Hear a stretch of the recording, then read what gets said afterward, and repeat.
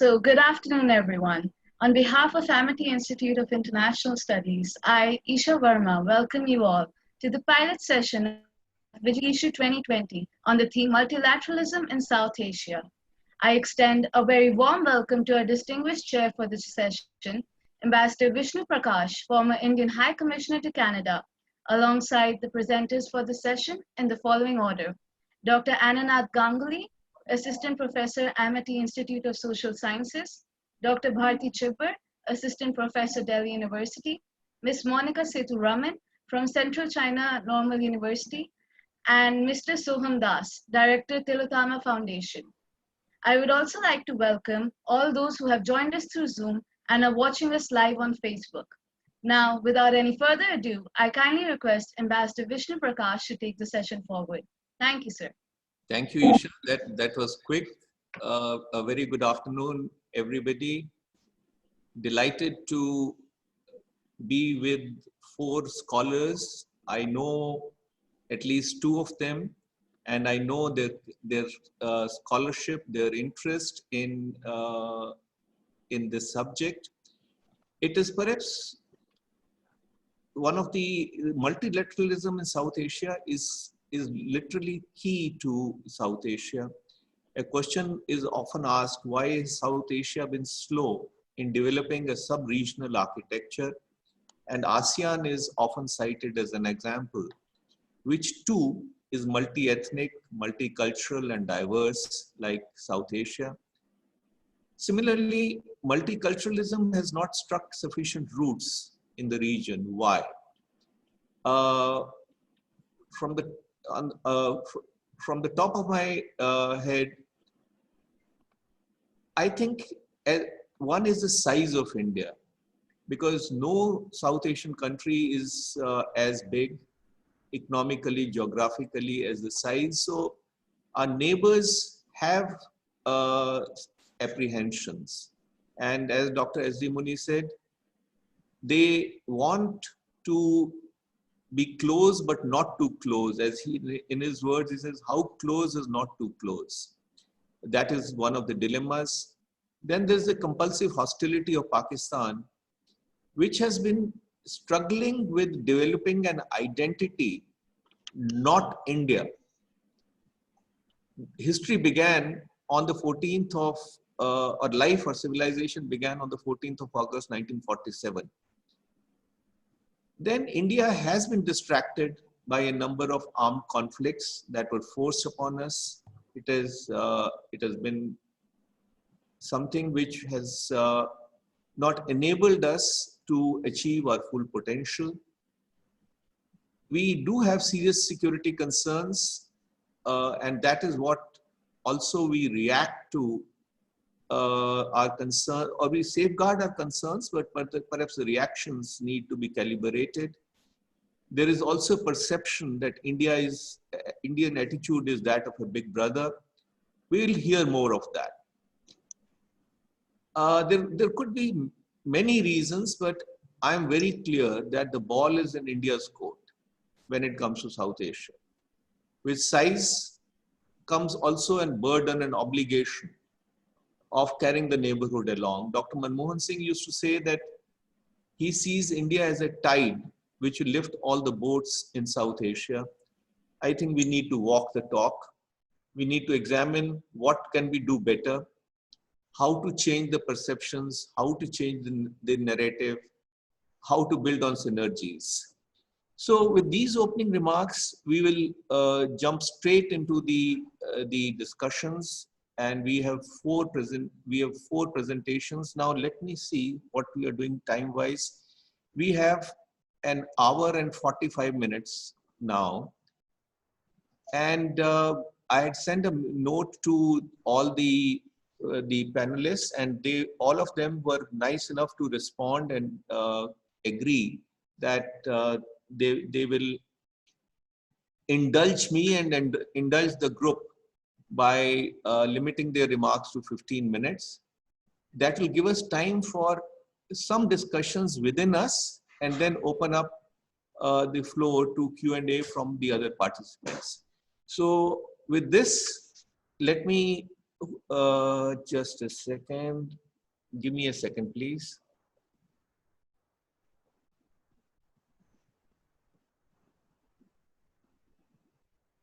Yeah, let me invite Dr. Annanath Ganguly to set the ball rolling. Dr. Ganguly, the floor is yours, and I will be the timekeeper, who will be keeping a hawk's eye and will alert you at 13 minutes so that you can wind up at 15. Thank you. Sure, sir. Good afternoon, sir. Thank you so much. Am I audible? I am sure I'm audible. Very, very audible. Okay. Here. Go ahead, Thank please. you so much, sir, to Ambassador Vishnu Prakash, sir, and to AIIS, and also to Nish and Mulya Foundation. Now, the topic today that I am going to deliberate on is multiculturalism versus ethnocentricity. So let me first share the slide. Quick. This is visible. Okay, so the basic idea why I'm going to pick this topic is, occasionally, rather I would say frequently, I'm always caught between these two concepts of multiculturalism and ethnocentricity. And I do not know at times which side to take, and how do I, kind of understand nation and national politics, and then how is culture, because I've written quite often on culture, and then culture is such a unifying concept. But at times, does culture, along with its identity issues, becomes a point of conflict? And today, if we look at South Asia, mostly we are caught up and we are in the justification of multiculturalism and ethnocentricity. And we don't know which South Asian nations, where do we go, which side we take, which position is right. Though we see a lot of power struggles going and national interest being the primary thing. But in this entire nation and people, that where nations are about people and people are just to be understood as nations. Now, how does culture basically influence, and why should we concentrate? Where should we move? Which I think I'm still researching. I would like a lot of ideas to be shared with my other co-participants. So as we understand, looking at Europe, looking at South Asia, these are places, regions with a lot of plural society. It's a plural society, a lot of plural ethnic diversity is there. So the concept of pluralism and democracy, which South Asia explores on and on, is visible. So we never shy away from the context that we do believe, and we do, uphold the flag that we are a region with a lot of diversity, cherish the cultural heritage.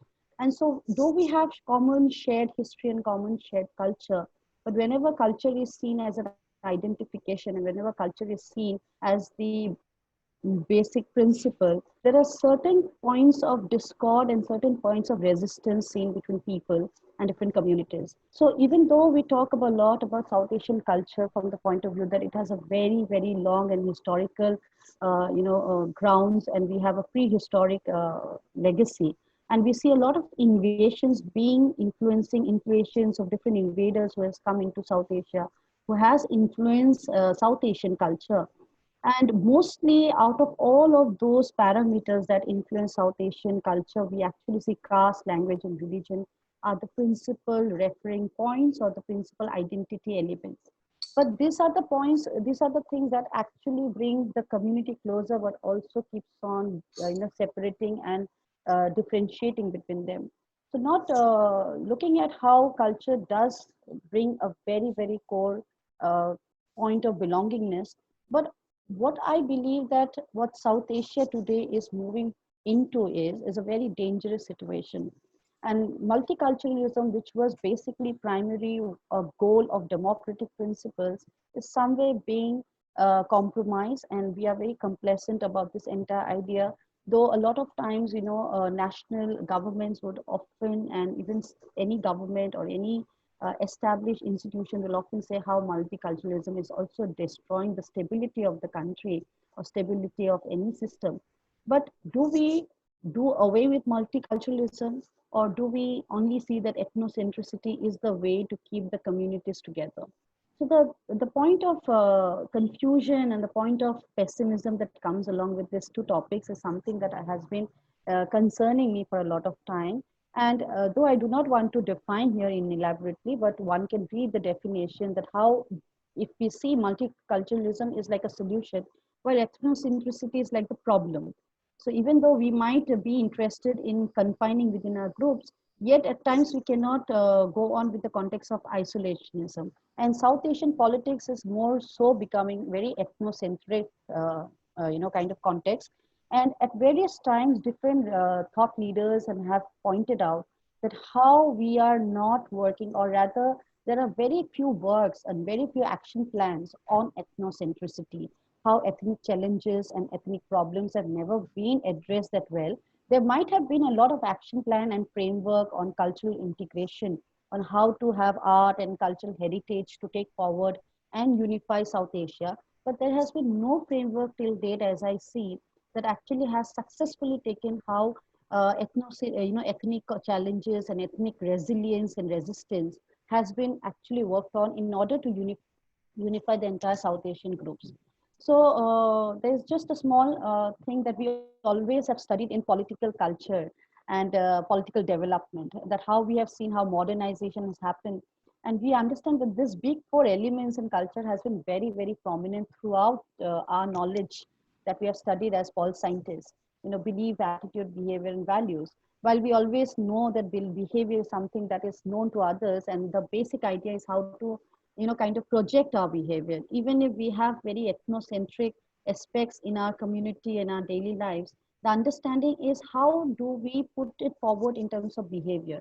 So while we do all of this assessment in terms of the connection between political culture and political modernization and political participation, we have seen that we have focused too much on our value system, which are mostly connected to religion and other things, but we have not been able to project a very affirmative behavior in terms of adjustment, in terms of acceptance, in terms of what you say, inclusive thought.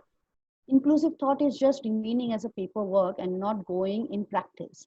So I would just say that where South Asian governments need to really work in how to actually project the attitude and behavior which go towards simultaneously, rather than just focusing on the belief systems in order to preserve them. So the belief system in democracy needs to change. And so you look at Max Weber also, when he highlighted in his entire idea of cultural studies and looking at how countries are dealing with culture, he says culture is always to be understood as plural and not a singular thing. So when we look at South Asian culture and we look at multiculturalism, we understand we should take it to the bedrock or foundation that our culture is basically to integrate and the inclusive theory. We cannot try to separate from each other. And that is where ethnic conflicts have basically been very prominent in South Asia. So who are the carriers of culture and who are the people who are basically looking at this power struggles with culture? So there are 2 points that I've said, that how basically, and this we have sourced it from some thought and research that has gone on, that how factions in different factions have been created based on ethnic struggles, and that has led to more ethnocentricity. So let me just quickly take that this is what is known to all of us, but I'll not just go through this. This is basically how different major, South Asia is like an entire, you can say a big basket of languages and religion, and caste is there. And yet we look at how language and religion both actually try to unify each other. In certain places where language is a point of conflict, religion brings together. In certain places where religion is a point of conflict, language makes it together. A lot of things I have learned from P. Sahadev's paper, where he actually wrote a very nice paper on ethnic conflict and militarization, and where he talks about the idea of connecting ethnicity and militarization and language and come in the next slide. But this is one of the things which I was reading quite recently, and I really found it quite interesting. Riaz Hassan has written this entire paper, and he basically highlights on the relationship between ethnic diversity and social trust. So what we see in South Asia is the lack of social trust, or rather, whenever we talk of ethnicity, is where trust is an element, which I actually highlighted, the behavior part. So how do we earn this trust, or where should we, who are the ones who should be telling us how to earn the trust?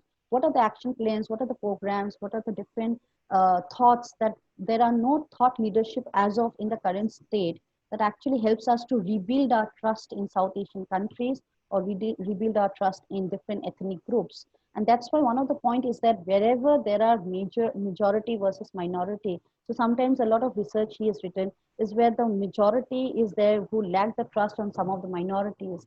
And that is how conflict theory gets created. And that is where chaos also gets created. So going to P. Sahadevan's paper, which is a very primary point of this study for me, is that how he has highlighted how intra-group unity is can be done in terms of where he cited the cases because he's written intensively on Sri Lanka.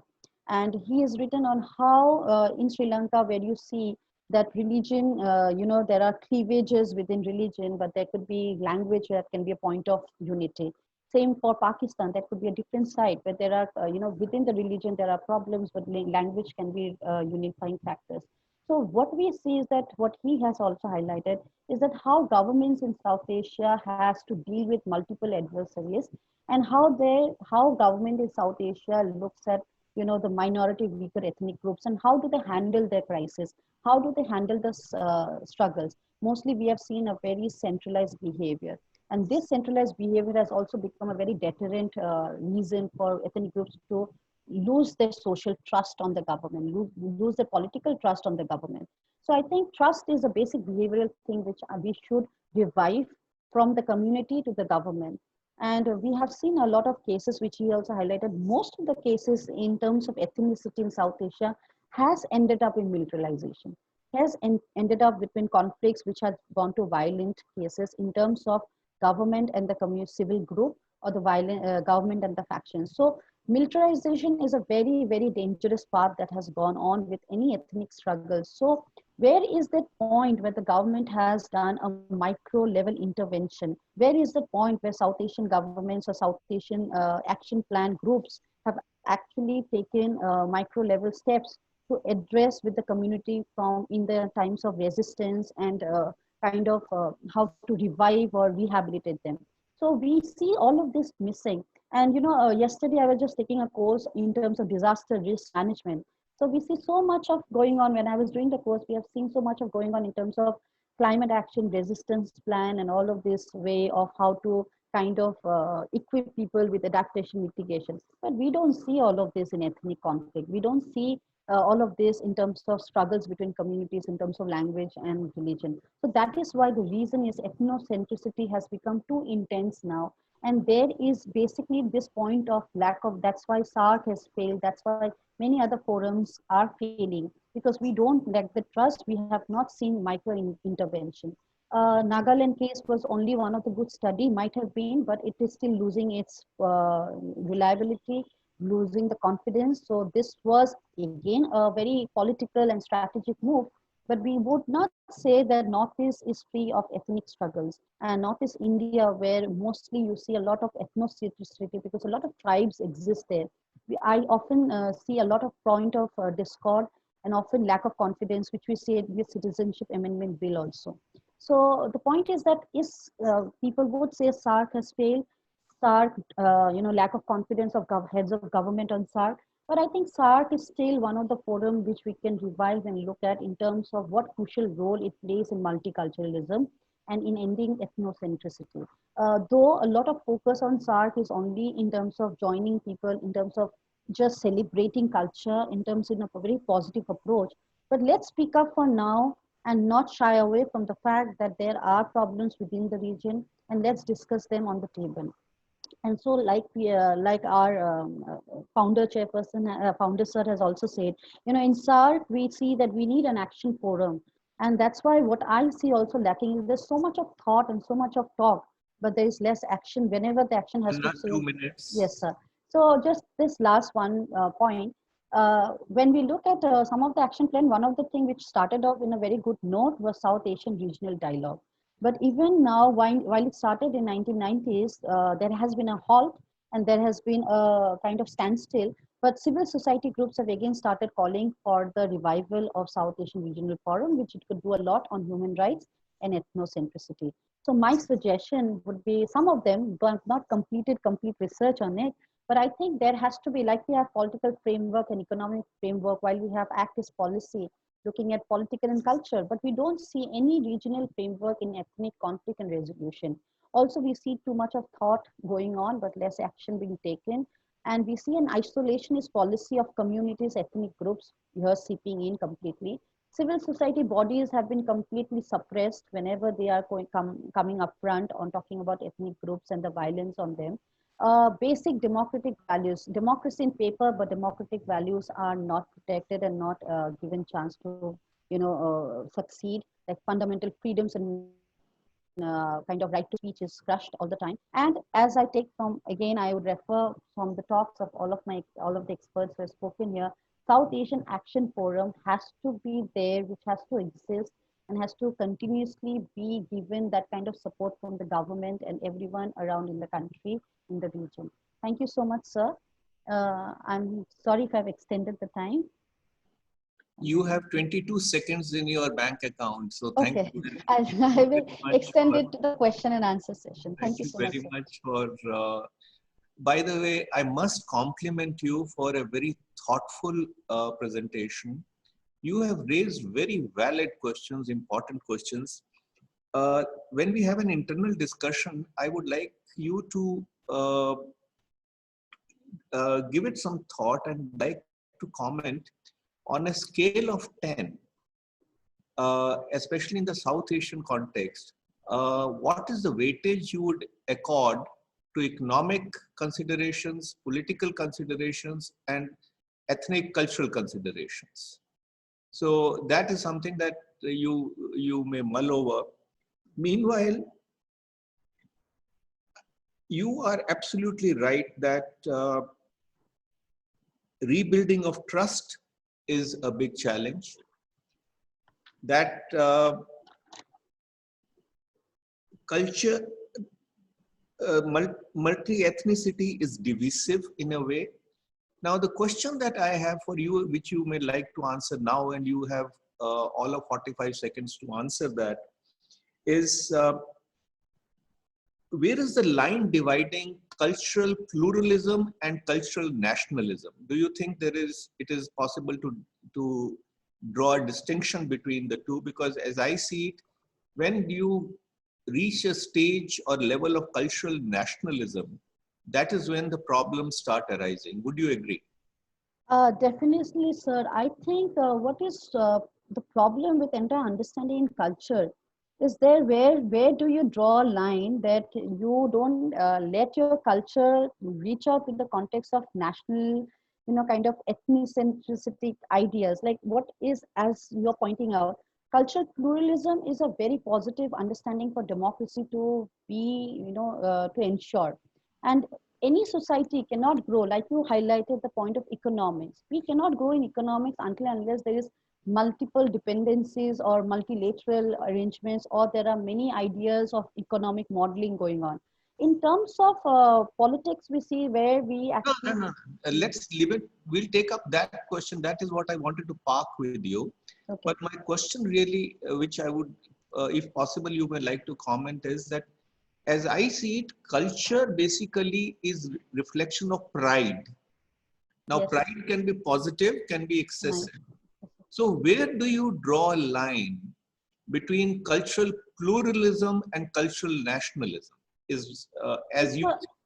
Yes, sir. So I think whenever I would basically keep my culture as my own spiritual goal, or where I keep my culture as my private affair, but if I have to politicize it, I think, I would go beyond and just promote those ideas which only will garner my interest to be served. Just reflect on that. We can come. Yes, I think I would like to answer it in the last. Let me point out some ways of presenting it. So let me hear one or two people and then I'll just address this. Perfect. Dr. Bharti, it is so nice to see you again, and the floor is yours. Please go right ahead. And again, I'm very keen to get your perspective on what ASEAN did right, or is there certain gaps in what ASEAN has done? Has ASEAN plateaued out as an organization? There are one school of thought that says that after reaching a certain level, now they have difficulties, and especially because of some external factors also. So the floor is yours. Please go right ahead. Am I audible? Very much.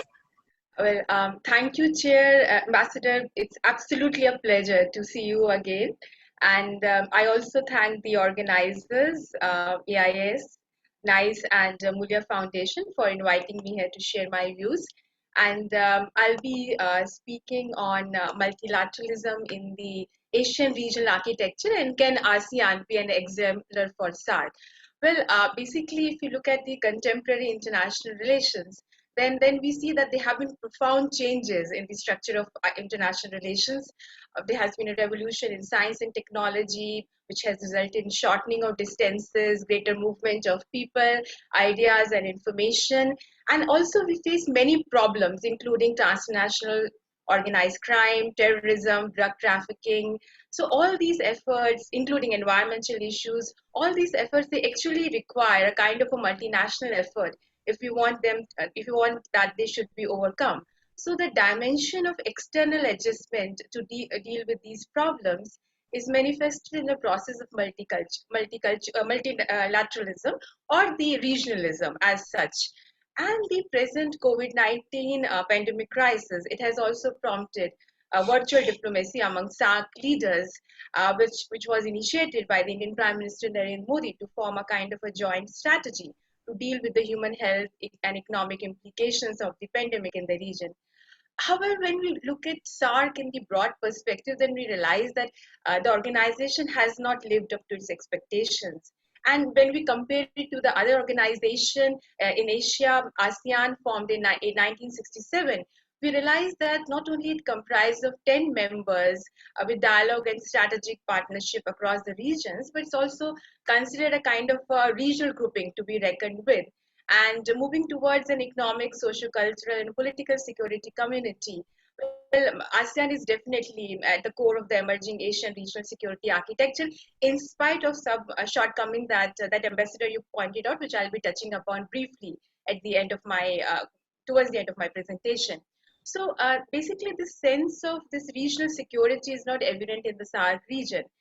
And when we look at the similarities in the two regions, then we realize that states in both the regions, they are drawn into mutual relationship by geographical proximity, shared problems, mutual hostility.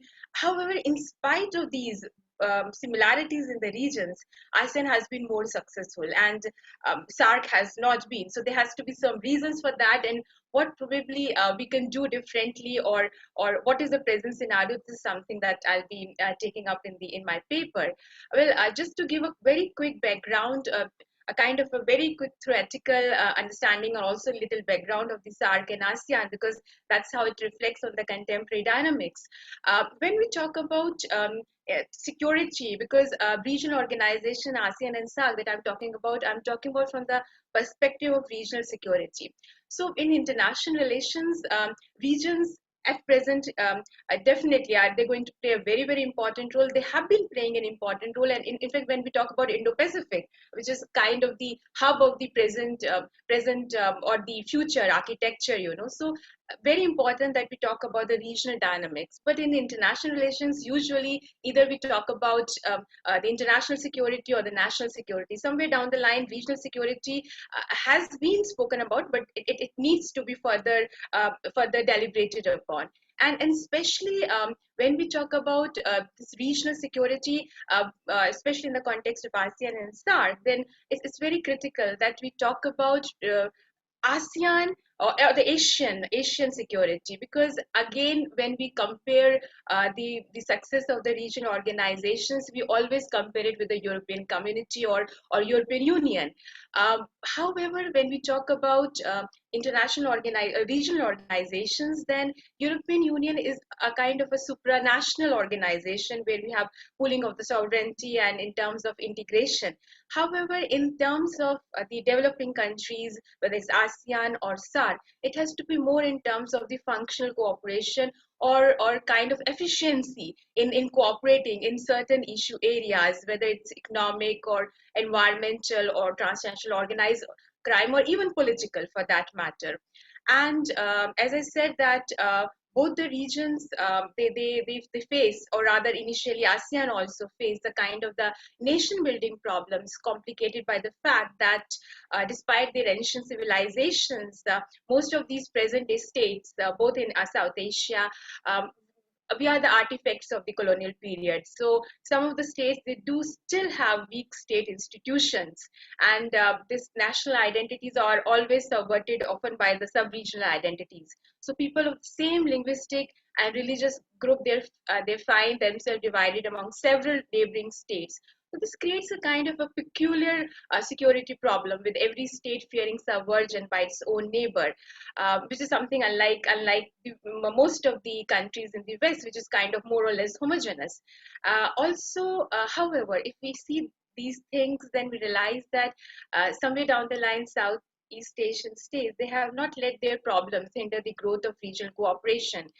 Though initially we can say that Indochina was excluded at the formation of ASEAN, but still cooperative efforts, they did reduce the vulnerability to these disintegrative forces, and the same thing we do not see in the SAARC region. And another thing was, in the context of the economy or the economics, well, most of the developing countries being producers of the primary products, and they tend to export similar items and thus compete with each other.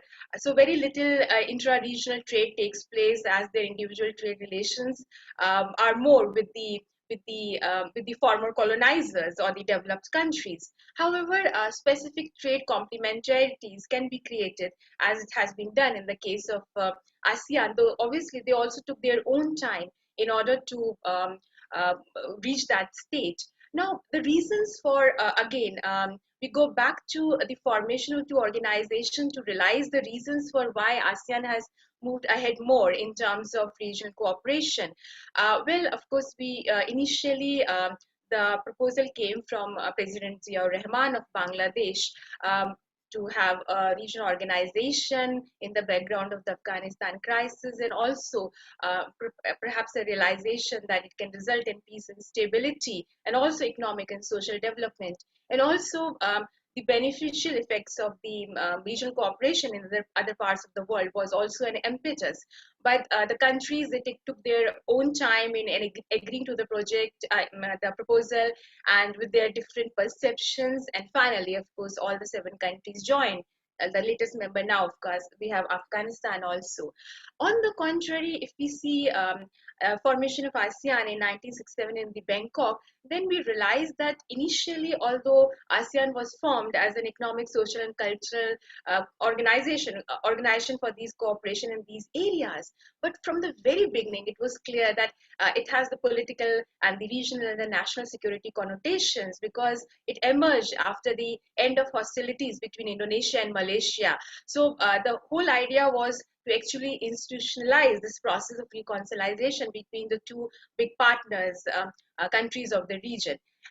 Also, I would say that the common security concerns also helped ASEAN come together, because they feared they feared that there'll be internal subversion by communism. So it also propelled them to work together, and also there was kind of lack of internal economic development at that time. So that also acted as a kind of impetus for the ASEAN countries. Also, I would say that formation of ASEAN has also resulted. The another reason was in order to reduce the vulnerability of the states who had domestic, very fragile kind of a political system at that time, so that there's an organization, and the external powers, they do not meddle in the internal affairs. This is something that we do not actually see in the context of SAARC. There have been initiatives both in ASEAN and in SAARC in different areas, whether it's energy, economic areas, or transnational organized crime, including drug trafficking and terrorism. I'll be just cutting short that so that I can just wind up in the allotted 15 minutes. But very briefly, I'd like to highlight certain similarities and how then the changes occurred between ASEAN and SAARC.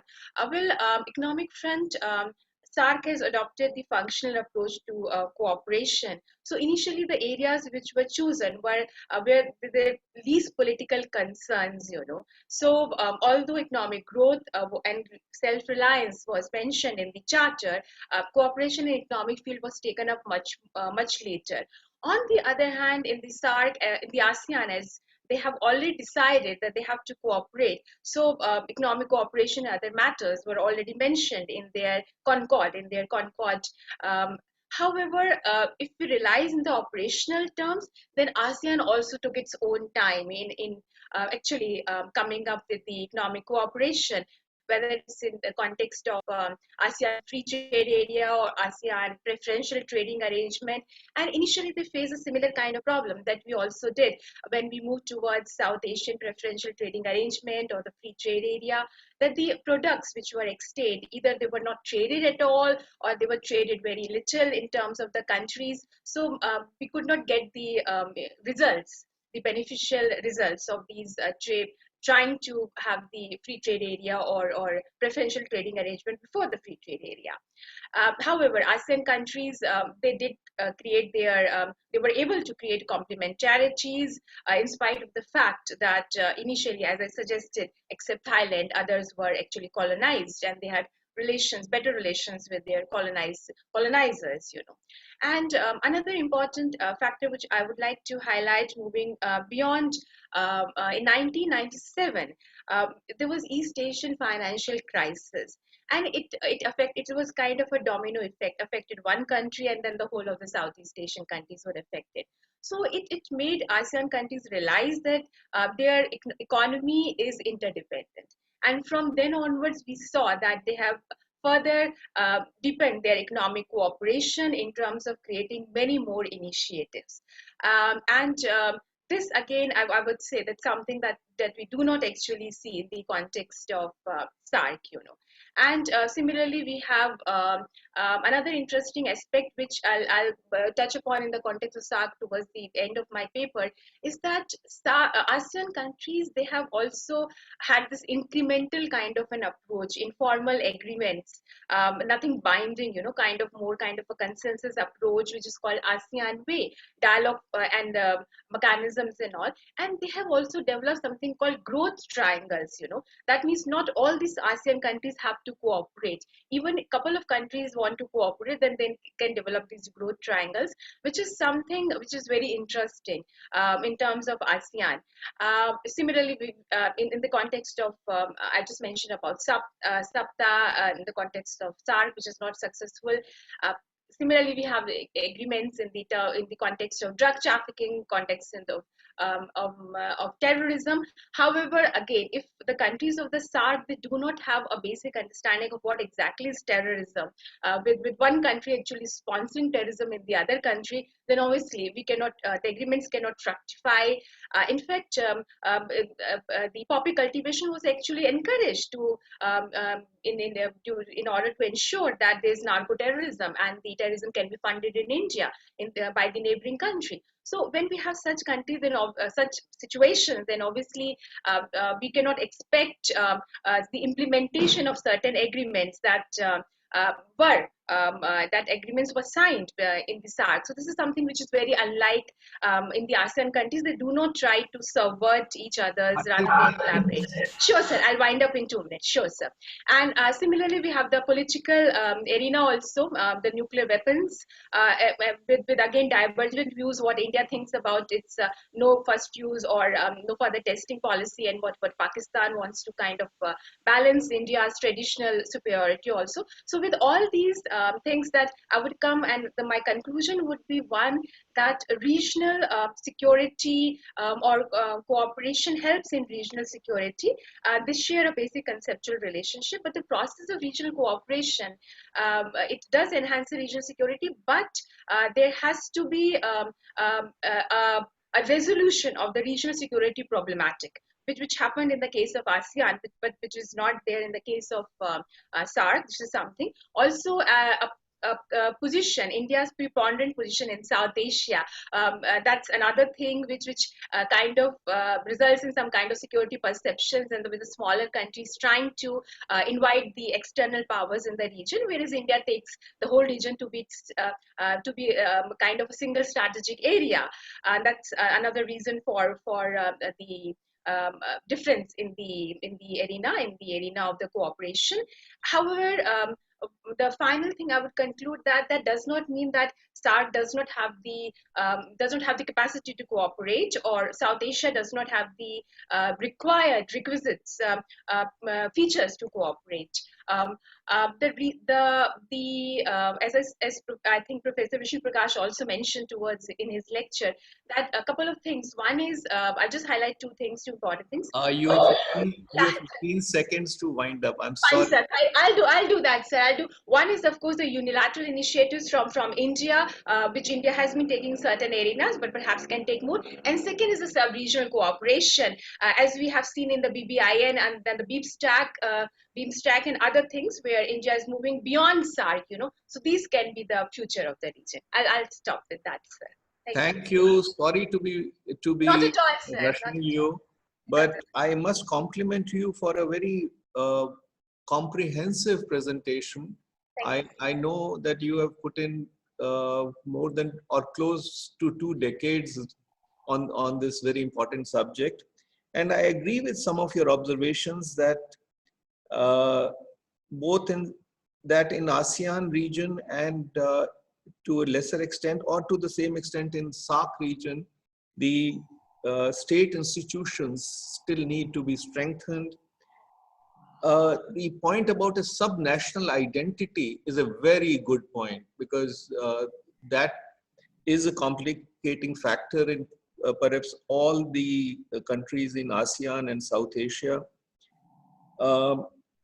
The fact of the homogeneous societies. Now, would you agree that one reason why EU is successful and gone beyond economics is that they are not only homogeneous society, EU is more homogeneous, but it's basically a Christian society. And whereas in ASEAN region or SAARC region, there are multi-ethnic, multi-religious societies. Would you agree with that, or you will not? Thank you, Ambassador, first for your appreciation.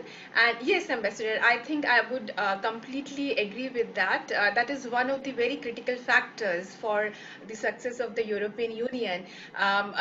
Because again, they also took, in fact, the West also took such long years, centuries of bloody wars to actually reach what they have, the kind of the present state, modern nation state. And they expect us that we have achieved everything without bloodshed and all, and still. So I think that's a kind of the contradiction, the Eurocentrism of the international relations that comes into the picture. But I agree with that. And the second factor, sir, I would mention in terms of the success of the European Union was the push that it got from America, sir. That the external factor, was again very critical. The containment of the communism and all. So I think that was again the very important factor. And the third factor, what I would say, sir, again the relationship between France and Germany. So Sure. again, that also, yes. Just one bit I would like to park with you, and when we get into the internal discussion, would you comment a little more on the ASEAN way, whether you think that it is the right way, it is the slow way, it is not the right way, and you will have all of 90 seconds to do that, but I would invite your comment when we start an internal discussion. Sure, okay, thank you very much. And now, without further ado, let me request Monica Sethuraman. Ni hao, Monica. Where in China are you based? Sir, I'm back in India. Okay, you're back in. That's what I thought. The background didn't look very Chinese, but go right ahead, and we are looking forward to your presentation. 15 minutes. Yes, sir. Thank you, Nancy, and thank you, Amity. Let me share my screen.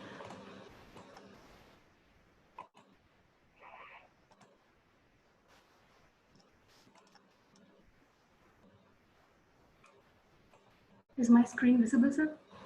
Yes, visible, and you are audible, so please go right ahead. Yes, sir. Okay. So as my topic goes, it's the case of underrepresentation of South Asian cultural heritages at UNESCO and the lessons from China. The necessity to protect and promote cultural heritage. Historically, almost every society has tried to history over thousands of years. The scribes, scriptures, religious manuscripts, architecture Monica, stand your as a audio testimony. is not very good. Can you improve upon it somehow? Is it possible? Sir, am I audible enough now? Is it clear? The quality is not the best, but if you, are you wearing headphones? Yes, sir. All right, go ahead. Go ahead, please. Okay. The scribes, scriptures, religious manuscripts, and architects stand as a testimony to the efforts of the ancient cultural values and history. These intended messages form the basis of understanding the subject, geography, law, sociology, foreign policy, and linguistic studies. The word cultural heritage brings to our mind the artifacts, mosaics, and structures, the historical buildings, the monuments, and archaeological sites. So these heritages tells us about the histories, value, customs, traditions, and unique knowledge acquired by a set of genes belonging to a particular environment. So the concept of cultural heritage grew wider, encompassing the evidences of human creativity through expressions of books, documents, photographies, manuscripts. These historical materials, shreds of evidences, and objects are the tangible cultural heritages. Those we cannot see, like performing arts and social customs and practices and craftsmanships in weaving, carpentry, puppetry, and the other set of knowledges constitute an intangible set of cultural heritage. All the people of the world play a vital role in contributing to various distinct cultures. It is essential to safeguard cultural heritage through international and national law, as culture characterizes every human society. The United Nations body UNESCO was established in 1954 in order to bring the international community together to foster knowledge on preserving cultural heritages. The case of South Asian underrepresentation, the culture of South Asian countries is closely intertwined with the Indian subcontinent's many religious practices.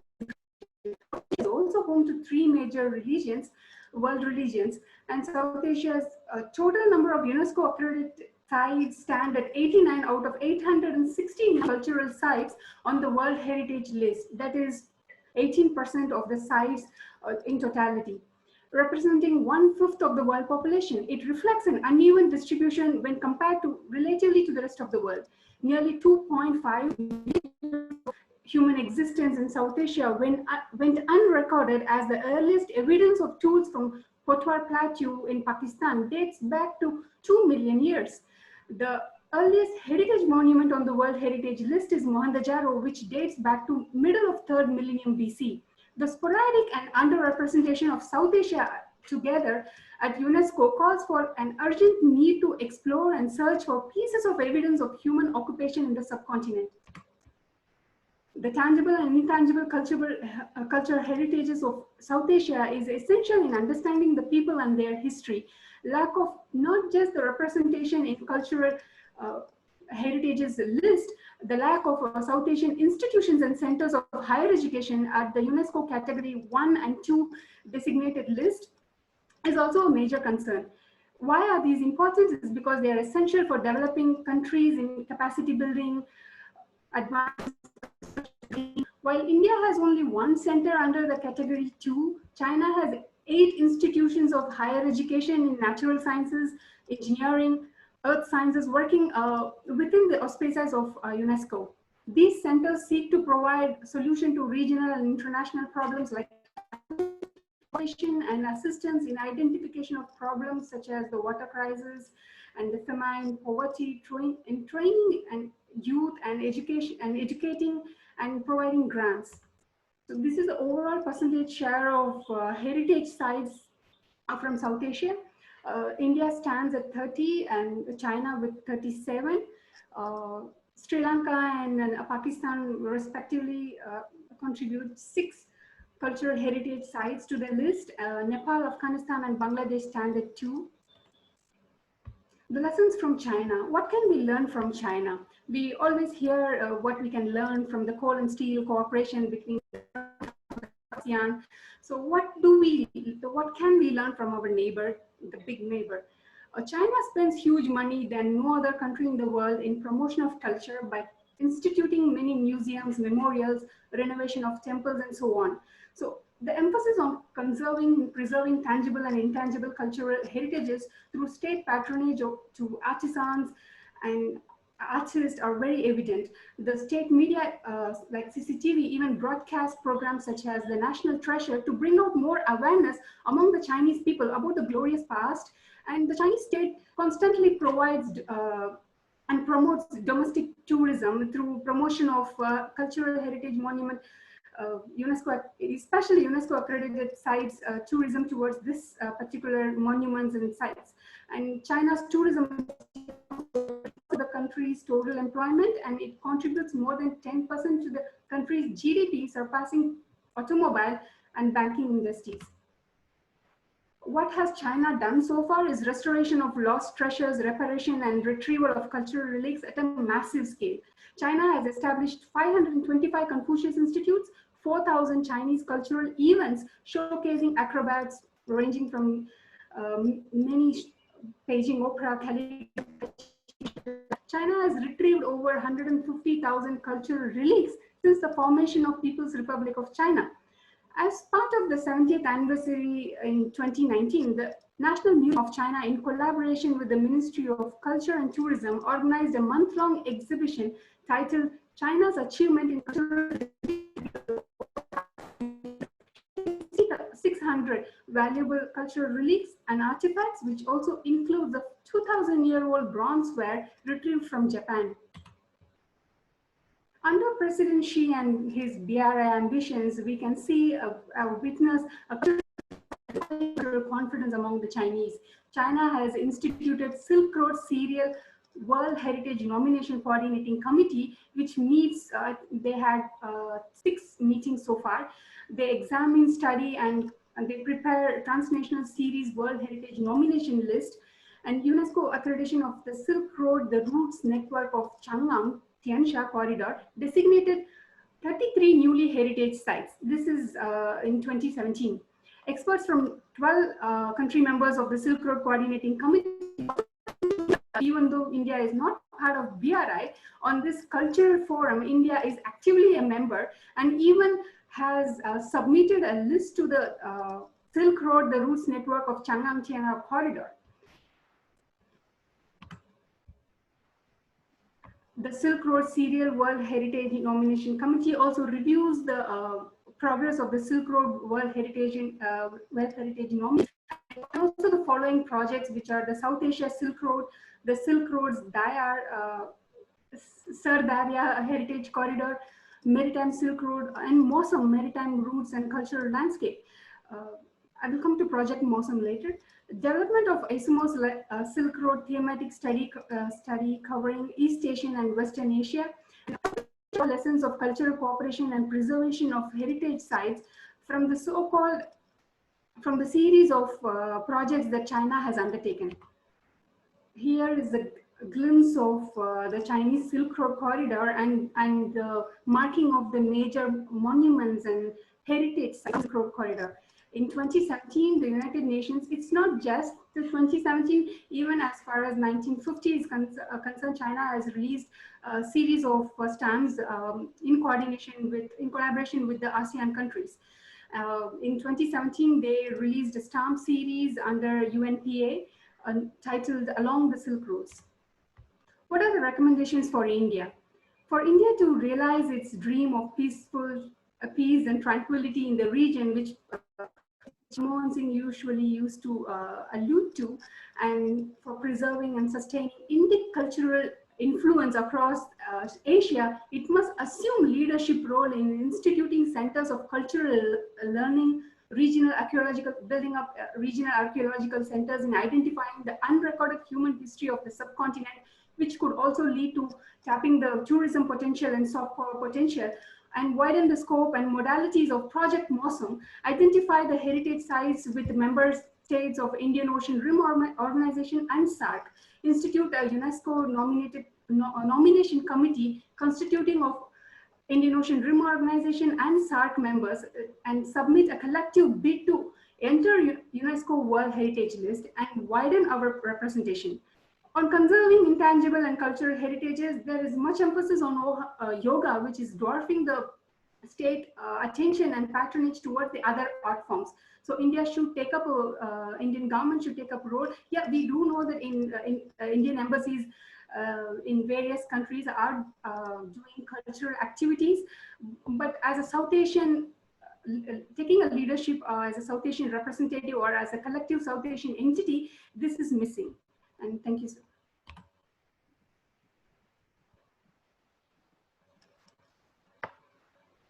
Sir, I conclude my presentation. Well, that is simply brilliant, and compliments for bringing out very pertinent facts. You have taken up a subject which is important in the sense that it's an obligation of the present generation to preserve the cultural heritage monuments for future generations. And I think many countries are doing a good job. China is doing a good job, as you have mentioned, and some countries need to do better. Now, how strong, as you see, is the linkage between the stage of economic growth that a country is in and preservation of cultural heritage? And that is one. And secondly, the ethnic religious factor, because China is Han, 92% of China is Han. So how have they done in preservation of the cultural effects and monuments of the minority art, of the minorities? Sir, about the minorities, I can't really comment on that, but yes, sir. As far as when I visited, like Prime Minister Modi, when he visited Wuhan museum, which kind of sent a message to us that we should also visit the National Museum in Wuhan and Hubei Provincial Museum, and I did visit, and we saw from Shang Dynasty, Xia Dynasty, they are trying to. There are even excavation going on currently. Archaeological survey of China is excavating more on, like I can see the Elo River, there's a kind of an internal clash, like the Elo River civilization and the Yangtze civilization. And my professor used to always say, you know, we wanted to revive the Shang dynasty because we are in the Yangtze and we are not dragons, we are, as they call, they're the phoenix. So they want to bring out the phoenix culture. So I could see this, the Chu versus the Han, and more on. They are not hiding away, imposing the Han identity. If that was the case, I wouldn't be seeing a cultural show on the Chu uprising versus the Han. So I do see many art forms representing, like there are some temple motifs of the minority groups, and there are some city walls with minority paintings and traditional crafts being taught to us. Apart from that, more so in the museum, it's all these civilizational relics that I see. And it is completely different from the National Museum in New Delhi, which is more to like Chola dynasty, Krishnadevara dynasty. So it's more like a religious amalgam of India. And that's the difference. You're right, because as I see, there is also, it is an attitude. Certain countries have a lot of pride and determination to maintain their heritage. They will go the extra mile. But the economic stage of economic development that you are, because preservation requires resources. And even in China, if you remember, when China was poorer, people used to take away the bricks from the Great Wall. You know, Great Wall has been demolished at so many places, just as it has happened in India that old forts, etc., have been demolished. And so, I mean, that has happened. But thank you for dwelling upon a subject and doing it very effectively. That I think is of common interest to South Asia, to India, and to the mankind. Very, very well done. Thank you. With Sir. this, can I request Soham? Where is he? All right, Soham, the floor is yours. Go right ahead. 15 minutes. Thank you, Ambassador Vishnu Prakash, for your words. And we are at this conference on reimagining South Asia, multilateralism in the post COVID-19 world. Particularly, I think the audio is not the best again. Can you do? Hello. Is it better now? It is, yeah, better, but it's cracking in between. I think it's due to internet connectivity. All right. Okay, go ahead. Yeah. So there isn't much I can do about it. Okay. So particularly, I think when exploring multilateralism, I thought to take the subtitle and look at particularly about the multilateralism in South Asia. Now, to begin with, if you look at the multilateral culture in South Asia, has developed slowly compared to many other regions of the world. If we look at the Arab League in 1945 began, the ASEAN Association of Southeast Asian Nations in 1967, the Organization of African Unity in 1963. SARC started in 1985 and BIMSTEC in 1997. I'll come to that, but to begin with, I think we are in this sort of world where there is much more sort of a security competition due to the rise of China. I think it is worthwhile to explore the idea of multilateralism, from a sort of a non-liberal perspective.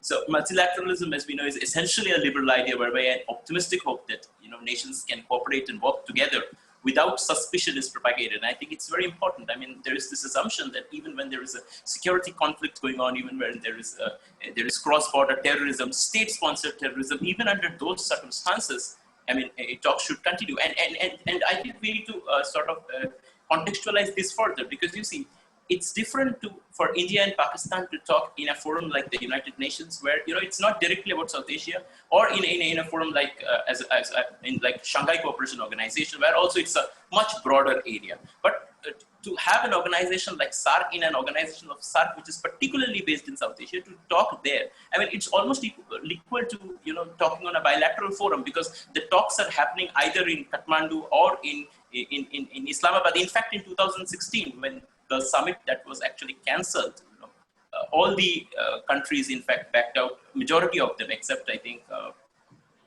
probably Pakistan and another country, most of them backed out, and it got cancelled. And now we are again in the talks of another 19th summit of the SARC. So, that got cancelled because that summit itself was in Islamabad. So it's the same thing. I mean, you expect the Indian delegation to go there after a major terror attack.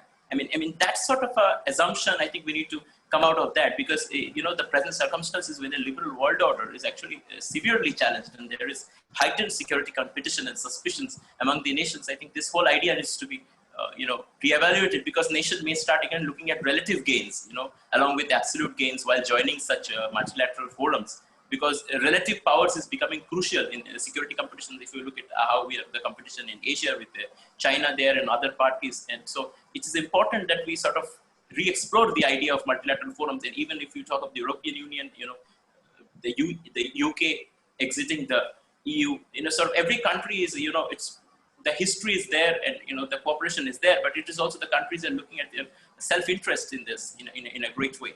And I think when we look at particularly on when it comes to South Asia, I think the South Asia, the regional sort of multilateralism developed slowly. In 1985 we have the SARC developing in Bangladesh, and so then much later, in 1997, the BIMSTEC comes up. Initially, it was named, the full name was something else, and it gradually all the other countries joined, and it became BIMSTEC. I think there is also to understand that one of the reasons, I would look at it that way, that one of the reasons why there was multilateralism was slow is because the two major powers, before 1971, there was just mainly two major powers in South Asia. It was Pakistan, with West Pakistan and East Pakistan, and India. And both of them were in different groupings. Internationally, it was a bipolar world, and India was one of the leaders of the non-alignment movement, and Pakistan was largely part of the American bloc. And so in such circumstances, there, cooperation was very difficult. And also the inherent suspicion from the day one that Pakistan and India, began their journey with, that was, of course, the main.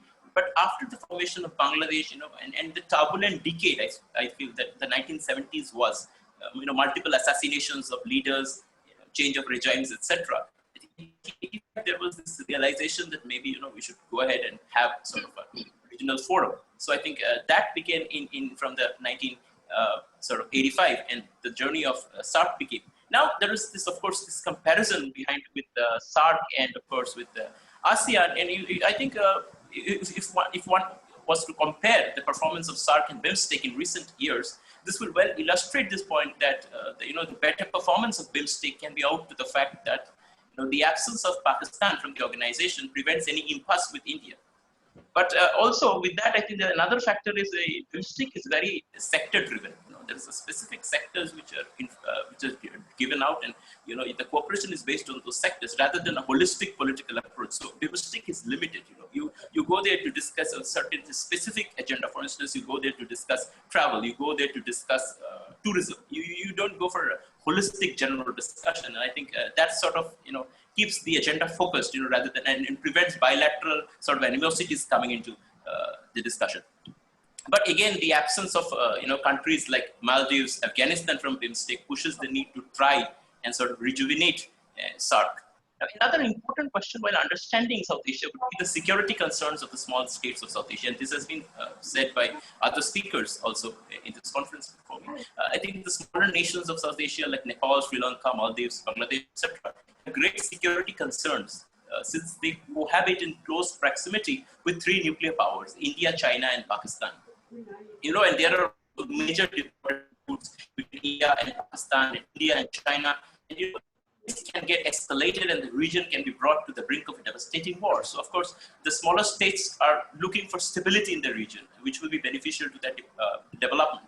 And also, so they want to also balance their positions, sort of, that is this whole, many of these countries are sort of in a sort of dilemma which side they want to go ahead. They want to take the developmental benefits of collaborating with China from the Belt and Road Initiative, as we have seen in Bangladesh, in Sri Lanka. Sometimes they do not get the best results and sort of they go to the, and here I think, this whole is basically like a, sort of a reward and punishment model, like whichever works best for them, they go with that sort of, and basically, they're looking for their own development and sort of activities. I mean, if we next come to, sort of the India, the role that India has been playing in South Asia since its independence in 1947, I mean, India's, almost completely financed the first 2 5-year plans of Sri Lanka. India played a key role in the formation of Bangladesh in 1971. And I mean, in recent times, India has launched the Neighborhood First policy, underlining the commitment of India towards its neighboring countries. And also, the Lucas policy, which was started in the 1990s by Prime Minister Narasimha Rao, has been made more active into the ACTIS policy. It has been renamed.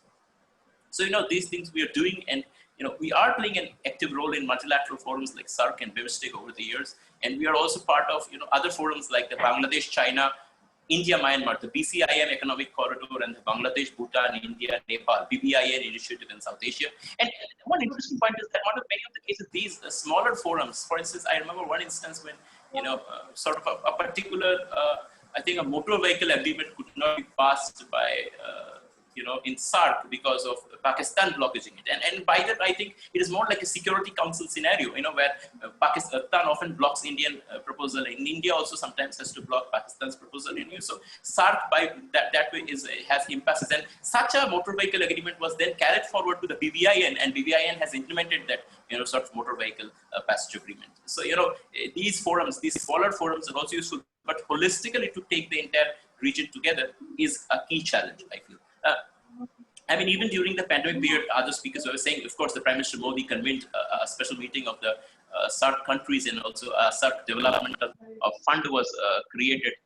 It was in March, but there was again a controversy between India and Pakistan with the fund implementation. Pakistan wanted, the SAARC secretariat to be involved in the implementation of the fund.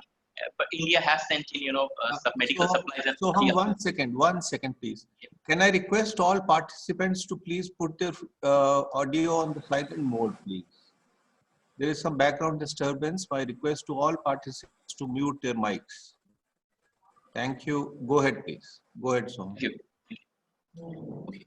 So as I was saying that, so India has been sending its essential supplies to almost all the countries in South Asia, except Pakistan, who has categorically refused Indian assistance. Now, only on Indian Prime Minister, in his address to the 75th session of the UN General Assembly, he announced that India is going for phase 3 trials of the COVID-19 vaccine. And these trials are conducted not only in India, but also in the neighboring countries.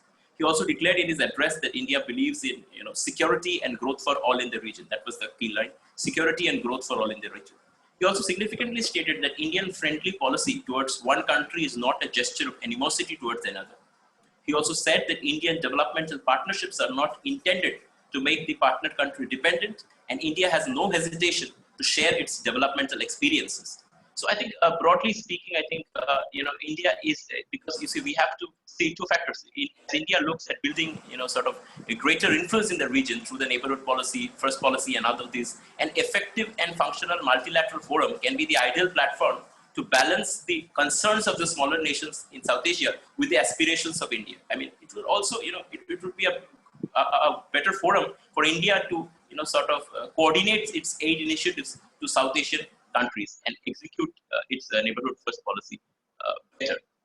Even during this ongoing sort of 17th session of the UN General Assembly, we saw that there was a battle of words between India and Pakistan, and this year also India had to issue a right to reply. I mean, Pakistan has been using sort of the multilateral forums. We're talking about SAARC. SAARC is a region-specific multilateral forum. Forget about it. Pakistan is using a forum like the United Nations to carry forward the bilateral agenda. So that is the major point that we must identify, that Pakistan carries the bilateral agendas to the multilateral forums. This is the main problem with Pakistan. You see, there are other countries that have such disputes, but the major problem with Pakistan is that they carry domestic agenda, they carry the bilateral agenda between India and Pakistan, which has been discussed so much over the year, into every multilateral forum that we are part of. So, and if these days, even I think in Shanghai Cooperation Organization, even China is doing a bit of like that. I mean, they showed a faulty map, which India does not agree, and I think the Indian National Security Advisor walked out of a SCO meeting recently. So, I think these are the major challenges, because the SAARC, the need of the hour is to rejuvenate it, but it's a difficult task.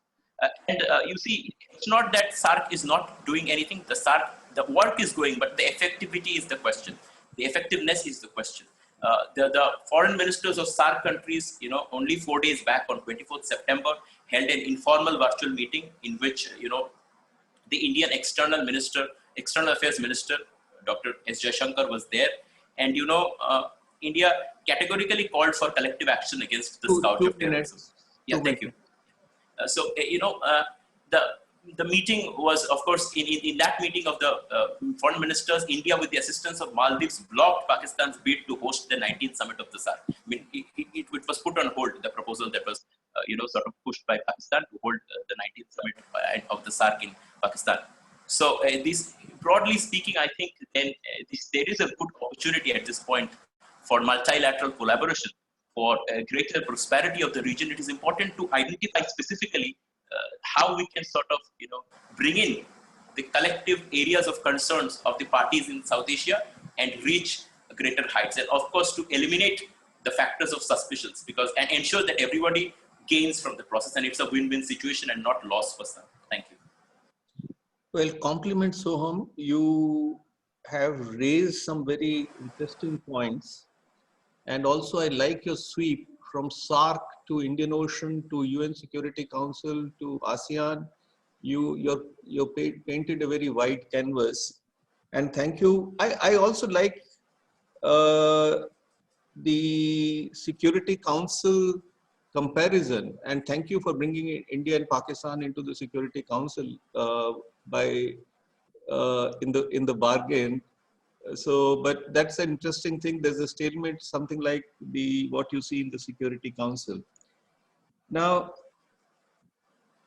just one question I wanted to ask you. You are talking of BIMSTEC as a success story. Do you think it is a success story? Because many believe that BIMSTEC is more of a rebound. And there are the meetings at the summits have been few and far between. Projects have gotten delayed. Resources are a constraint. So how effective has BIMSTEC been, as far as you can see it, very quickly? Yeah, so I think talking about irregularity of meetings, it is the same with with SAARC and BIMSTEC as well. In 35 years, the SAARC has been able to have only. No, I'll beg to disagree. The difference is that of late, SAARC has we have had to distance ourselves from SAARC of late. Right. But other than the times when there was heightened tension between India and Pakistan, so SAARC meetings used to be held, or summits used to be held quite reasonably regularly, not so much for BIMSTEC. So that is the question. Yeah, right. I think BIMSTEC, you see, specifically, I have never mentioned that it's a success story, but what I specifically mentioned is a limited role and its effectiveness. What I specifically look at is not so much in the, when we look at the sort of the summit factor, I am looking at it more sort of because when our top leaders visit, it's more of a political question, of a broader political agenda. What I'm talking about is, very sector specific sort of progress, sector specific implementation. I think BIMSTEC is ahead. All right, lovely, lovely. So that brings us to thank you all panelists for the excellent presentations that you have made. You have raised given everybody a lot of perspectives, interesting perspectives, lot to chew on. We have about 34 minutes, so we'll spend about 10 to 12 minutes for a discussion among the panelists, and then we will take questions from the audience. And Paki, in the meantime, can I request you that questions from the attendees, if you can consolidate them and send them across, then after this sorry, go ahead. Them are already present. You have done that. Well, why do I underestimate your speed of your performance? I'm sorry for that. I'll never underestimate you again. No. Thanks a lot. No, thank you. So let us start with Anna first, and I will also request other panelists, if they have a comment on that, to join after Anna has given her comment. So do you have any thought on the dividing line between cultural pluralism and nationalism? Yes, since I gave a little bit of thought to, the point of demarcation or the line of demarcation, what I see when we talk about pluralism is what we have always understood and learned, that there is a lot of heterogeneity in homogeneity. There's a word that we always studied. When we talk of cultural pluralism, we see there is a point of being focusing a lot about homogeneity and layering. That means there might be many groups there, but still their focus is to give privilege to one layer. For example, if I talk about today in 21st century, though we have always understood the 20th century, US was one of the role model of a place where cultural pluralism existed. But in 21st century, we don't see US as a role model for the world or inspiration for the world as cultural pluralism. Maybe because of the fact that the focus has reshifted into homogeneity, one layer over the others. The focus has shifted over rigidity. That is where the democratic principles are being demeaned. But let's look at Canada today. And we see that how Canada is becoming a place of cultural pluralism and not a place of cultural nationalism. So when we look at India today, if I have build on that, why did you say that? Because the point of what Canada's, I have not been to Canada, but how much ever we understand is that the point of accepting people, the point of accepting the diversity of people and integrating them in terms of not only socially, politically, economically, it's all going on clubbed together. But that we have completely 20th century, 21st century diversion has happened in places which are the top places of democracy. Like India is one of the second democratic nation. US was always an inspiration for the world. But everything in US and India is not about cultural pluralism today, because we have become so rigid and limited in our acceptability. And so a certain topics that we are seeing, that how we are merging with communities, how we are rebuilding our kind of relationship with the communities. So that is rebuilding, reimagining the entire society together is what is part of entire cultural pluralism. While we look at cultural nationalism is where we are not rebuilding anymore. We are not reviving our relationships. We are only bringing a discord. So we are just detaching ourselves more. We are trying to bring differentiation at every point of time. So the point is that here it's more focusing on how homogeneous which I've written in my abstract, that one regional identity. Now, we've also studied in our pol science lectures, nation of nations, so I think that entire word of nations with nations, what was relevant for India, now doesn't seem to be very, resonating with Indian times right now. It's not called a nation of nations anymore, because a nation of nations means of incorporating multiple identities. So I think, Yeah, yes. yeah, yeah.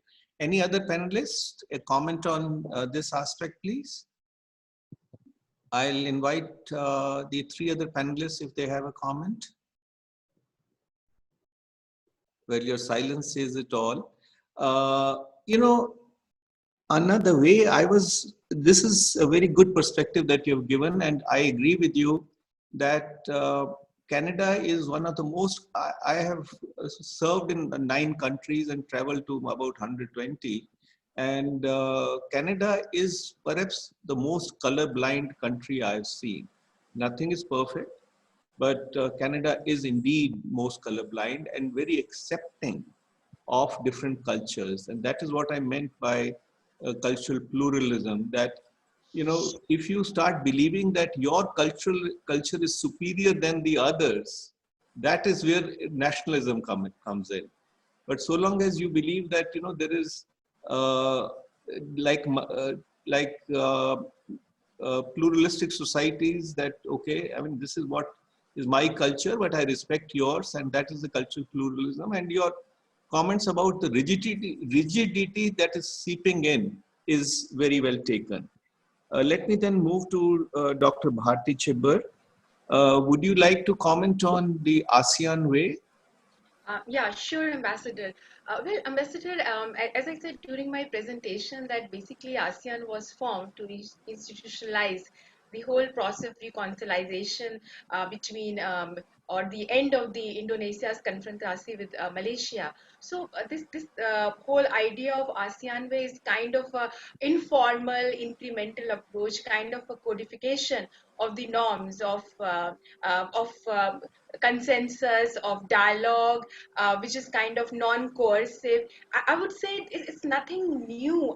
Somewhere down the line, our Panchshil principles, or the Panchamrit, as it has been recoined some time back, are also the same. But how ASEAN has adapted it to the region, that's what makes it all the more different, So basically, these kind of the diplomatic norms, the principle of non-interference, non-use of force or diplomacy, or decision making through consensus, consultation, dialogue, the whole process of socialization through the dialogue process, so that national and the regional resilience can be built. So it's a part of their part of raising the comfort level of the members, the co-members, kind of a quiet diplomacy. So that's what ASEAN way. But I will just add one more point in this, Ambassador, that it has not been a static kind of approach, though it has been slow, being consensus approach, but it's not very static. Like it has from non-intervention, it has moved to flexible engagement, to constructive engagement, and it has been very successful for the ASEAN, because they had differences on Sabah and other, but it has not resulted in war. Something what Carl Deutsch also said, a kind of security community. So I think it's successful. It's very successful for them. So they are continuing with it. But again, whether it will be successful in other regions, that absolutely depend on many features here.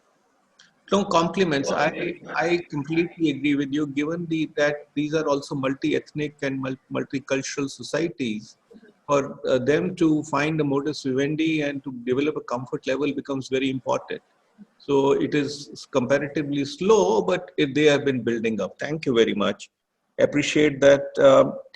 Thank you. Monica, do you having studied or followed what China has done to preserve its cultural heritage, do you have, and knowing the Indian situation, since you are an Indian, do you have one suggestion, realistic, practical suggestion for Indians to do something differently?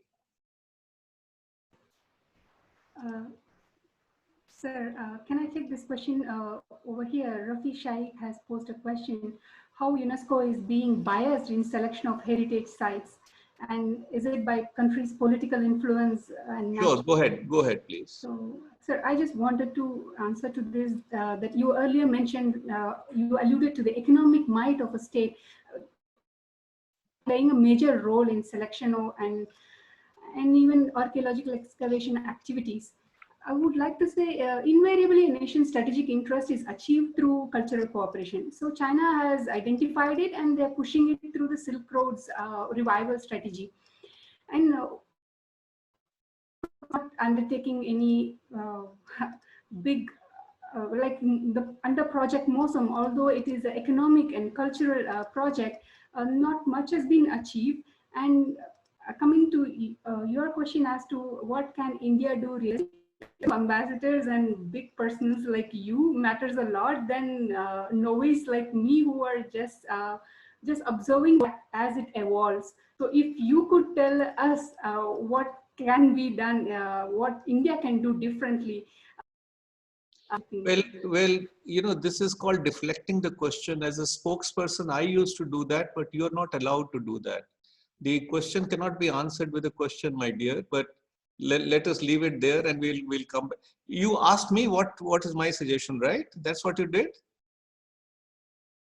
Yes, sir. Yeah, so sorry, I'm not going to do that because this is deflecting a question. Anyway, we'll talk. You are the expert on the subject, not me. But anyways, we'll come to that later.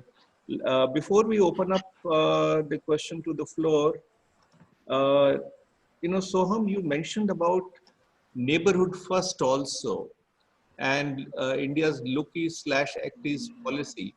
How do you see? Have we been successful in following a neighborhood first policy as you see it? And if not, what can be done? Very briefly, 45 seconds. I think neighborhood first policy is not only limited to South Asia. If you have to answer generally about neighborhood first policy after taking the entire region, from West Asia to Central Asia to Southeast Asia, we have been successful in certain regions, but not in all regions. For instance, if you look at it, our relationship with Nepal, not the best case in recent times. If you look at our relationship with Bangladesh, there are some questions. Relationship with Sri Lanka improving presently, but with Pakistan, I'm not in question. Afghanistan can do better, but in comparison, with relation with Central Asia, when we approach Afghanistan, I think it's a good approach. We are taking our Central Asian partners to go into Afghanistan. I think that's a good approach. We are trying to help Afghanistan, but I think much more can be done. And I think when it comes to Actist can be more implementation. More implementation can be done on Actist because Actist is directly in confrontation with China. And most importantly, I think with neighborhood first policy, we haven't yet done anything that is like even to a closer to anything to the BRI. I think China is bringing in the BRI and the benefits they are giving. We haven't been able to give that kind of benefit to our All right. Thank you.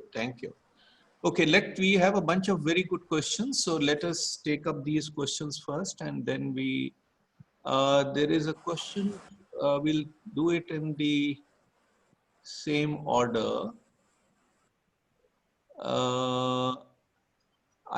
Ishan, you have a question for me, but we'll take it later because you have to spell out the question. But Gaurav, Suba, I should join. Okay, sorry. I think I have gone somewhere else.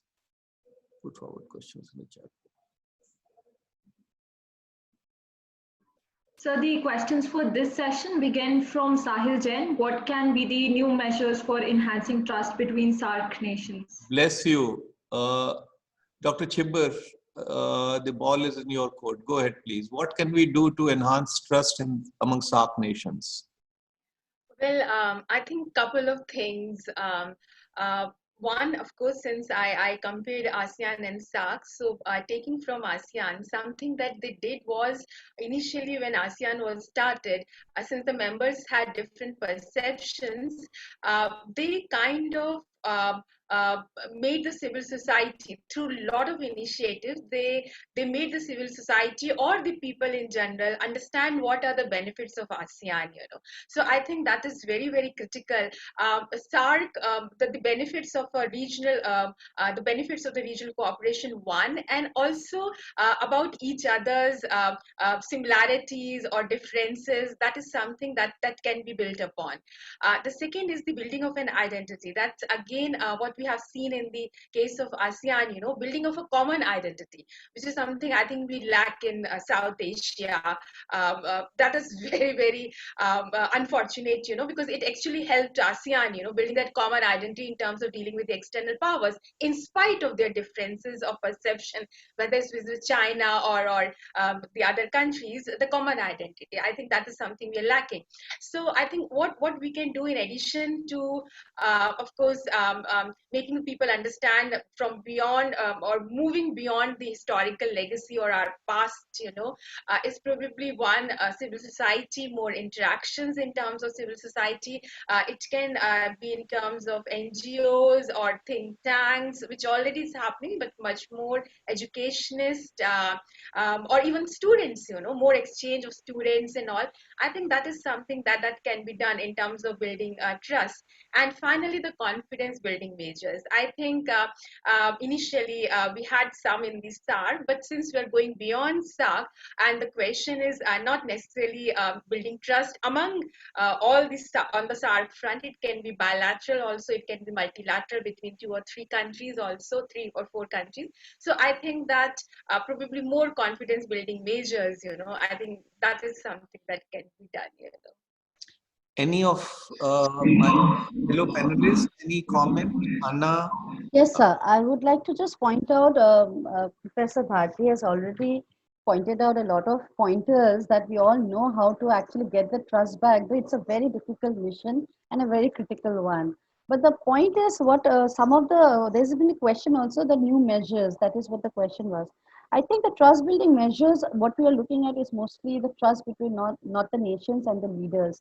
So a lot of leadership program needs to be there, because we see a lot of leadership program in terms of trust and peace. Nowadays, we don't find those leadership global programs on how to build trust and how to bring peace leaders back. Sorry, I could understand. Are you suggesting that there should be a leadership program? And yeah, leadership programs with those that train people on rebuilding trust, because there is so much of there when corporate things happen. We see a lot of leadership programs on ethics and trust. But we don't see in political sphere that there are so many programs on everyone can get, all the stakeholders can get involved, because this is a complete process of hand holding and getting to build trust, which is not a very easy thing. Some other things which, what I would say in diplomacy, we have to see how diplomatic missions have been taken. The track 1 diplomacy is where trust might lack. The track 2, which ma'am has also highlighted, where basically the young people and exchange programs and everyone, civil movements. So trust building measures can be done in a very, and one of the things which has been highlighted in the world a lot is bringing the trust back in rules-based order in the world. Because law and rules are compromised at several times on basically leaders' disposition. So I think rule-based order is what the entire international order is talking about. I think you're going slightly beyond the scope of the question, eh? But I'm trying to highlight some of the points that we can all work out, sir, because we have seen that with a lot of international forums, they do talk about how we should bring back the law and order and the rules. And I'm interjecting. The question really is what new can be done to enhance trust among the SAARC countries. The challenge is that you have a naysayer, and anything that India suggests is something that has to be rejected out of hand. So much so that even the regional transport agreement cannot happen, because it brings about synergies. And when you have a nation that effectively wants to disown the South Asian heritage and look westwards or towards the Arab world, the entire raison d'etre of SAARC gets defeated that way. So I know that Dr. Bharti and some of you will not be very happy when since I'm no longer wearing in the saddle, I can be frank, having served in Pakistan, that I think we will be wasting our time and effort, to try to continue infusing momentum in SAARC. I think it is very difficult, because it is we can use our energies more fruitfully in BIMSTEC and in other directions. So I think till Pakistan changes its position, and they are not going to change for the next 100 years, because I'm going to live 100 years. And till they change their position and compulsive hostility, I don't see a way forward with SAARC. And frankly, one of the panelists, our speakers, was saying that if there is democracy in earlier in the session, the inaugural session, that if there is democracy in Pakistan, then things will change if military is not in power, and that's almost an impossibility, because the military is de facto or de jure in power, and for them to remain a custodian of the family silver, they need an enemy, and they can no way give up enmity towards India, because once that happens, their own existence and dominance is in question. But well, that is my viewpoint. Let us go to the second question. There was a question for Anna. Have you seen that, Anna? Can present So it? can you just read the question? I don't remember a few things are there. Okay. It says, give an example of the ethnocentrism comparing South Asia, Asian and Western societies.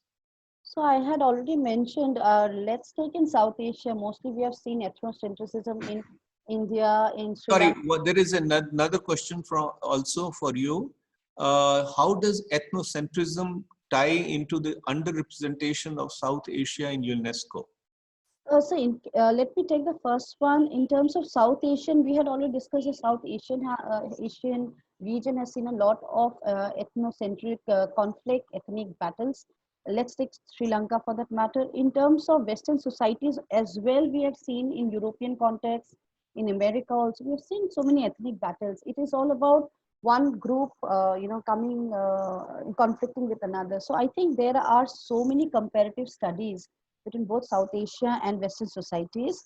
So I cannot refer one case study, but within the country itself, like India also, we see ethnic struggles. We have mostly seen in south of India, we have seen in Northeast India. Since I come from Northeast India, I could see many ethnic struggles going on in very everyday level. I have seen those. So the point is that ethnic struggles in South Asia is very explicit, and there are also Western societies who has builded, like Professor Bharti Chibber had mentioned. I remember that she said that the ethnocentrism and the ethnic struggles has already been there in the past, and we have just started talking about it or writing about it later. But there are many comparative cases, so I cannot mention one or two. In the second question that has been said that okay, how do ethnocentricities tie into the underrepresentation of South Asia in UNESCO? In terms of UNESCO being a cultural hub where cultural representation is there, of course, any nation that, as Sir was also mentioning, where there is a cultural nationalism in focus by any nation, there only that one particular cultural identity gets reflected or gets presented. So, for example, if we say Pakistan, there might be many ethnic groups within Pakistan, but there might be one kind of identity, cultural identity that they display, and that only gets much more representation in UNESCO. And whenever the projects are allocated, or whenever any attention or funding is gone to any cultural heritage, so it is there that there is underrepresentation. I fully agree in terms of cultural representation in UNESCO. Because any society has multiple plural communities, which doesn't get attention. Got it. Thank you. Ishan, if I got your name right, are you there? Would you like to pose your question now?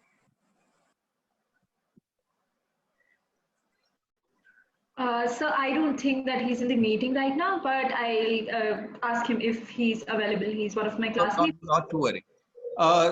Any question from the floor? Anybody? So No can we question. ask a question to you?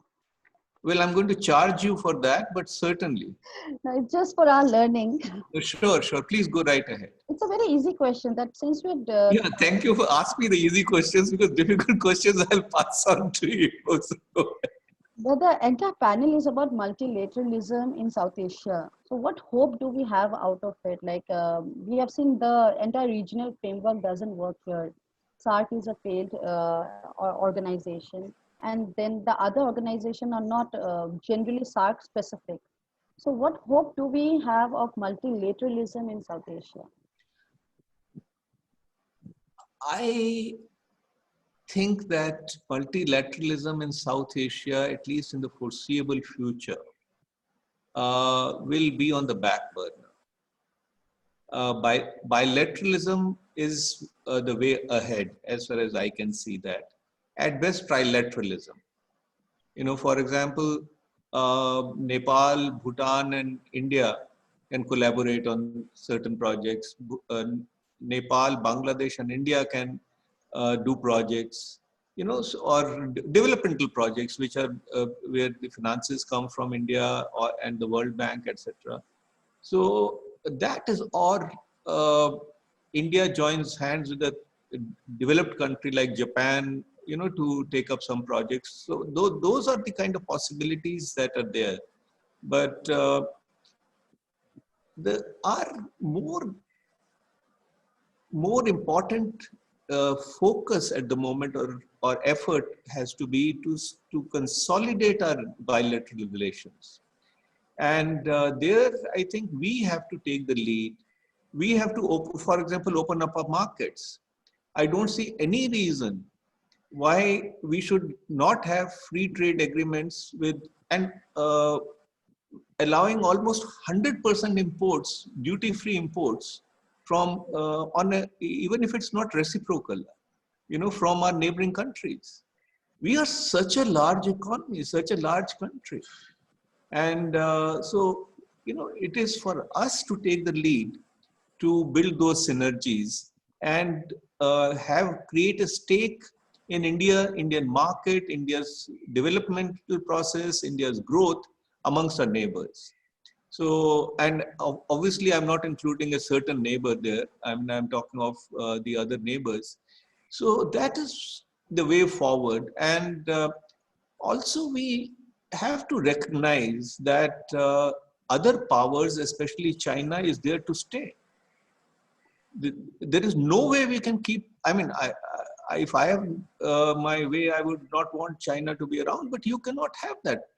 And things have changed to such an extent. And, it's illustrated by this fact that in 1960, Prime Minister Koirala had gone to Beijing and asked Mr. Chou En-lai to match the developmental assistance that India is providing in 1960. And Mr. Chou En-lai told Mr. Koirala that, this will be misunderstood by India and the rest of the world, that China is competing with India in South Asia. Okay, so that was 1960. But, the equations have changed, a lot has happened, much water has flown through down the river Yangtze or Ganga or whatever you call it. And China is, but the difference as I see it, that if we, for example, let me talk of Bhutan. India has never been prescriptive with Bhutan. India has in fact has assisted Bhutan in developing all its hydropower resources. I don't see why it cannot be done with Nepal, but Nepal has a strong suspicion about India. And, which is, there could be some reasons, good reasons, some not. So I am not very much for multilateralism at this juncture. And I am more an advocate of consolidating our bilateral relations in a non-reciprocal manner without any expectations from our neighbors, except their understanding to our security concerns. That is the only red line I would like to have, because you cannot compromise. We have a lot of security concerns, and we cannot not ensure that we have to ensure that they are taken care of. All right. Any panelist, any question, comment? We have. Sir, I With your have permission, Ambassador, with your permission. Yeah, please, just 1 second, Bharti. Soham, you started first. 1 minute, please go ahead. Yeah, so since Dr. Ganguly, I think, was talking about building a leadership program, I think SAARC already has an internship program which was started by the SAARC Secretariat in 2004. And in 2019, 33 students actually successfully completed the internship program. So there are also the South Asian University that has been established by the SAARC, and which is in New Delhi, and whose degrees have to be taken at par with the degrees awarded by the national universities of the SAARC members. I think we can think of our leadership sort of an academy like that, which would be accepted by all the SAARC nations on that line. I would just have a point that I'm not talking about leadership programs for the students or the youth, because they are not the practitioners. So let's have a leadership program for the leaders. Yeah, sorry. We can upgrade that. Yeah. I would love to see our prime ministers and presidents in a classroom being taught about the leadership, but I think that is a dream that we can do without for the moment.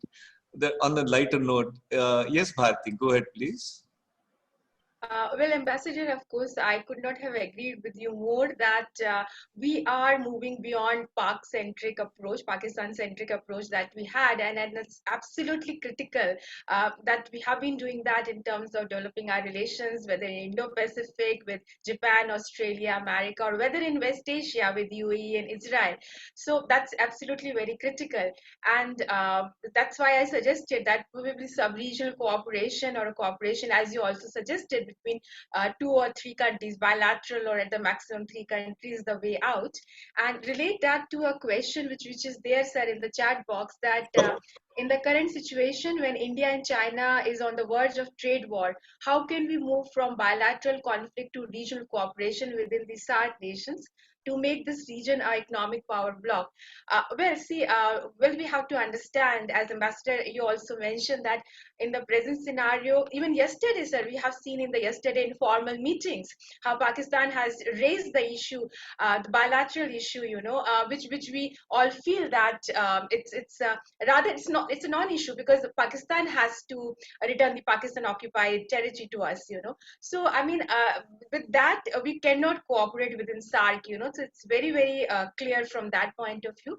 But however, and also China is continuously supporting Pakistan, not only in terms of nuclear weapons, but economically and otherwise. And also the whole idea of the China's grand strategy and the even the incursions in the Indian Ocean or the South China Sea, or the whole string of pearls, all that. So with that, sir, we need, in order to be kind of an economic, which India is, of course, the most influential power in South Asia economically also. So I think we need to probably strengthen our project that we have, Mosam project or the Sagar project, and probably that can somewhere down the line be a counter in terms of not only BRI, but also in terms of building the whole idea of economic neighborhood, in terms of the coastal countries also. Sure. With just 2 quick observations.